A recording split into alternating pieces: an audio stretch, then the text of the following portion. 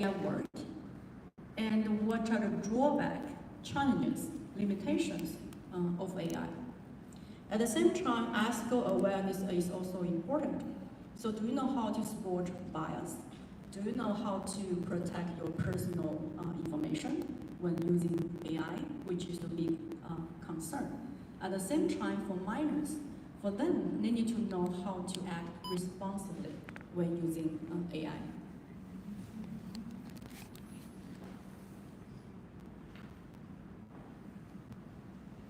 So why I say AI literacy is a very important topic, because it's actually already becoming a national strategy for all the leading countries, I have to say.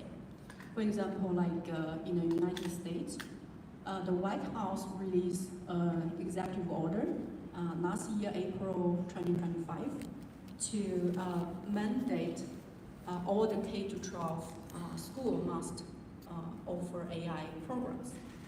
And we've seen a lot of updates recently. Many people may not realize it, but like for NSF, National Science Foundation, so in the past, we applied for funding and grant from NSF, right? So in the past, AI education categorized into STEM education in the past. But now this year, we've seen NSF change the wording into AI-ready America. So it's no longer STEM education, but the next generation of talent pipeline. China has the Department of Education also mandate to add more units of AI programs into all the K-12 school. This was released May 2025 last year. So there are also similar actions in the UK and the European Union as well.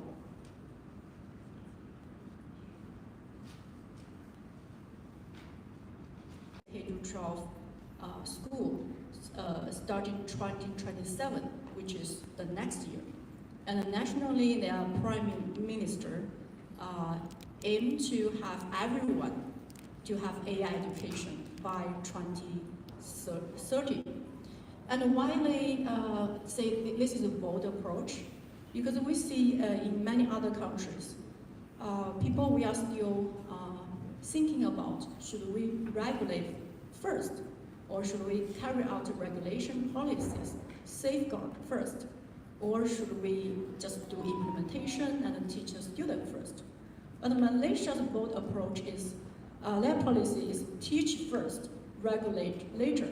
So they open up their market to allow curriculum providers, tech companies to enter the market without any regulation. So this is the bold move.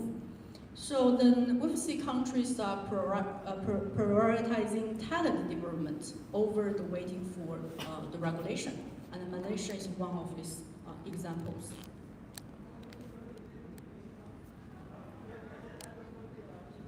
So in the US, we see the opportunity, and but it has a gap. Because we know our strengths, right? So we have the top universities, Stanford, Harvard, and also we have the leading AI companies, OpenAI, Anthropic, and Microsoft, and Google, all these companies. And we have big investment in AI technology as well. But in terms of education, so what I'm missing over here is we see, as reported by Deloitte this year, AI skill gap is still the number one barrier to enterprise AI integration. And also over 60% of the organizations report data or AI skill gap. And more importantly, for K-12 education, AI education, adult education, and there's no such a unified national AI literacy framework for the communities and for the K-12 school district.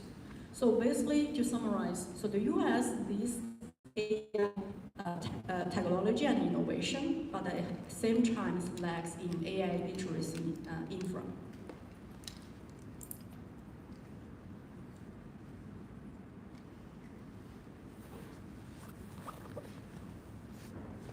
So AI literacy is actually a very complicated topic and a systematic task. So it requires system thinking instead of isolated courses. Because I said everybody has a different mindset and understanding about AI. I think there are many questions you want to ask. Like, we have seen a lot of AI programs. What can you say we should not use isolated classes? It's because here's a comparison between traditional approach and the system approach. So basically, the traditional approach is we offer isolated individual classes, workshops, and pilot experiments. But here, my perspective, I think to advance AI literacy in the US, we should have an ecosystem approach instead of the traditional approach. So we should build AI literacy as an infrastructure instead of isolated classes. So we should have city-level programs and scalable systems as well. So here, Dr. Lei and I, so we co-initiated International AI Assessment Board, short as AAB, so which is a standardization body. So we are organization aimed to build the standard, the evidence layer for AI literacy education.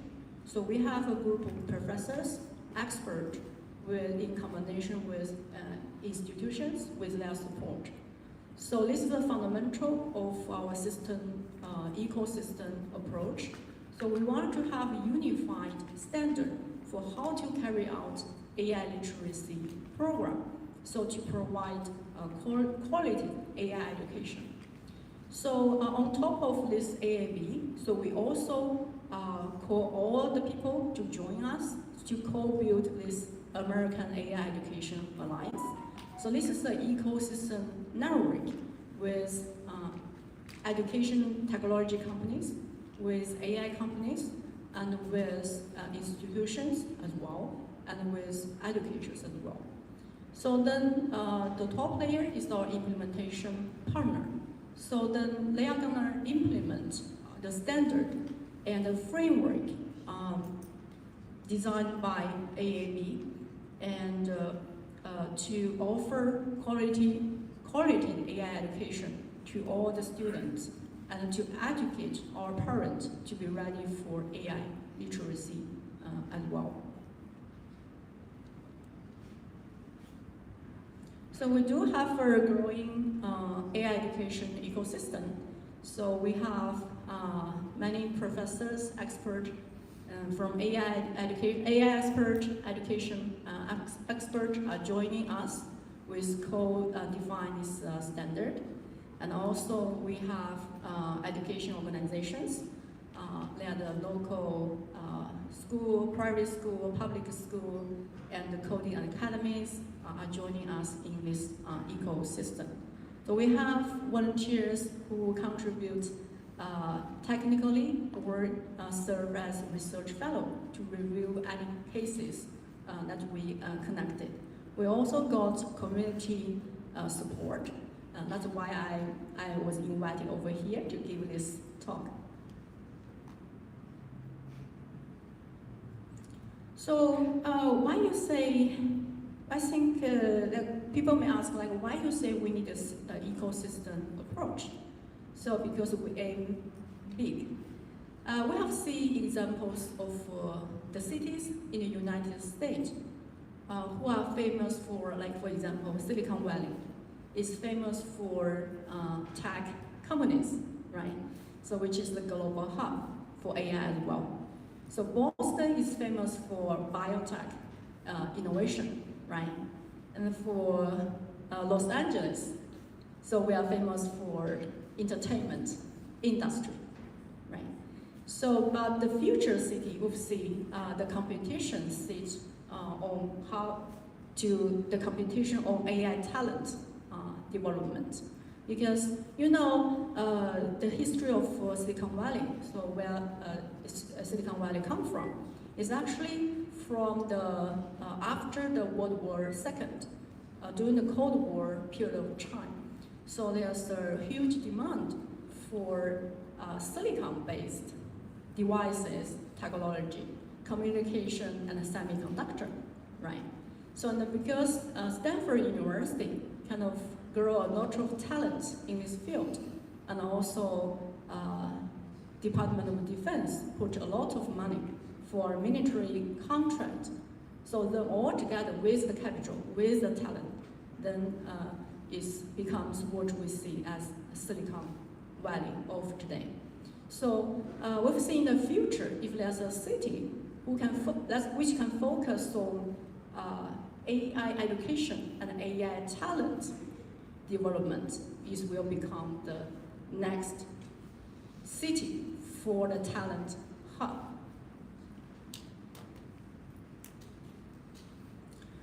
So say AI literacy as a city infra, it's going to include like K-12 AI literacy education, community AI programs, the workshops, the outreach library program, robotics and physical AI education, and also we should prepare the next generation of teacher to know how to teach the students equipped with AI capability.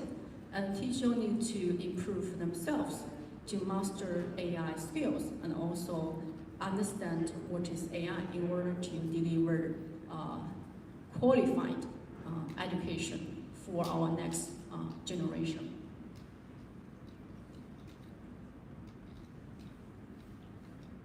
So I say this is an opportunity for the cities, right? So why Irvine is uniquely positioned?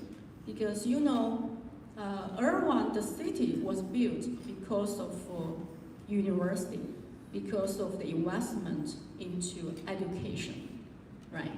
So because UCI was founded in 1965, right? So the city of Irvine was built on education investment, right?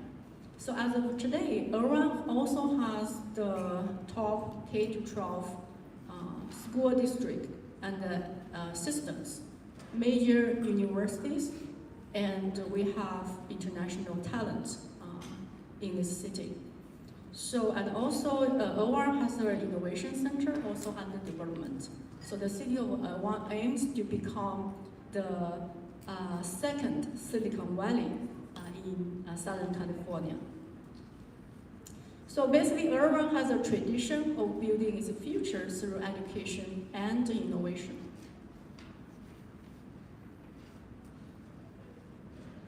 So I said this is an opportunity for the city, right? And Irvine has the history and advantage of becoming this leading city. Here the question is, should Irvine take the lead? So raise your hand, a short survey. Raise your hand if you think Irvine should take the lead. Only a couple. So that's why I put a question mark over here. Right? So because you see this as an opportunity, but at the same time, there's a risk, there's challenging behind, right? For policymakers, they may think like it's too aggressive to lead this action, right? So if I stand out to push this policy forward, so will I be questioned? So will I raise some, people may not vote for me type of thing, right? So these are the risks behind if Irvine take the lead.